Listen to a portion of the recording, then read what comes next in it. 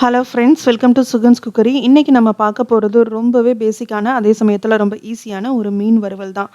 மீன் வறுவல் செய்கிறதுக்கு நம்ம ஃபஸ்ட்டு மசாலா ரெடி பண்ணிடலாம். இப்போது ஒரு மிக்ஸி ஜாரில் 4-5 பல்லு பூண்டு, 1 டீஸ்பூன் சோம்பு, அது கூட 1 டேபிள் ஸ்பூன் மிளகாய்த்தூள், மீனுக்கு தேவையான உப்பு, அது கூட அரை எலுமிச்சை பழம் சாறை பிழிஞ்சு எடுத்துக்கலாம்.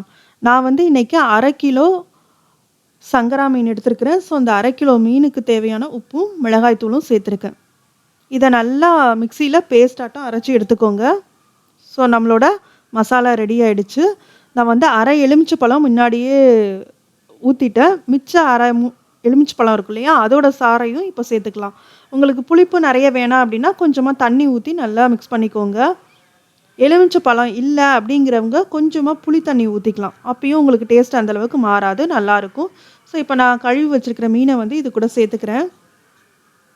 சேர்த்துட்டு இந்த மசாலா எல்லாமே மீன் கூட எல்லா பக்கமும் இறங்குற மாதிரி நல்லா பிரட்டிக்கோங்க.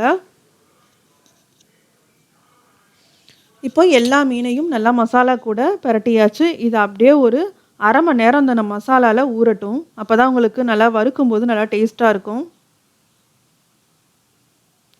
இப்போ மீன் நல்லா அரை மணி நேரம் மசாலாவில் ஊறிடுச்சு. இந்த டைமில் ஒரு பேனில் மீன் பொரிக்கிறதுக்கு தேவையான எண்ணெய் சேர்த்துக்கலாம். நான் மீனை இன்றைக்கி டீப் ஃப்ரை பண்ண போகிறதில்ல, ஜஸ்ட்டு கொஞ்சமாக எண்ணெய் விட்டு ஷாலோ ஃப்ரை தான் பண்ண போகிறேன். அதுக்கு தேவையான எண்ணெய் ஊற்றிட்டு நம்மளோட மசாலா தடவி வச்சுருக்கிற மீன் எல்லாத்தையும் இதில் சேர்த்துக்கலாம்.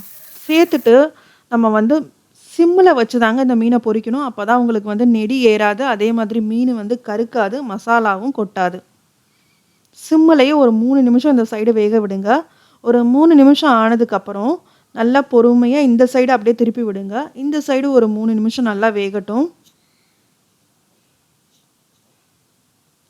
ஸோ எல்லா மீனையும் திருப்பி போட்டாச்சு. இந்த சைடு ஒரு 3 நிமிஷம் நல்லா வேகட்டும். இந்த மாதிரி 3 நிமிஷம் வெந்ததுக்கப்புறம் திரும்ப ஒரு தடவை 2 சைடும் ஒரு நிமிஷம் வேக விடுங்க. அவ்வளோதான், நம்மளோட அருமையான மீன் வறுவல் ரெடி ஆகிடுச்சு. ரொம்ப சிம்பிளாக இருக்கும், அதே சமயத்தில் டேஸ்ட்டு பார்த்திங்கன்னா ரொம்பவே அட்டகாசமாக இருக்குங்க. இந்த மீன் வறுவலை நீங்களும் செஞ்சு பாருங்கள். இந்த வீடியோ பிடிச்சிருந்ததுன்னா வீடியோவை லைக் பண்ணுங்கள். மறக்காமல் நம்ம சுகன்ஸ் குக்கரி சேனலை சப்ஸ்கிரைப் பண்ணுங்கள். தேங்க்ஸ் ஃபார் வாட்சிங்.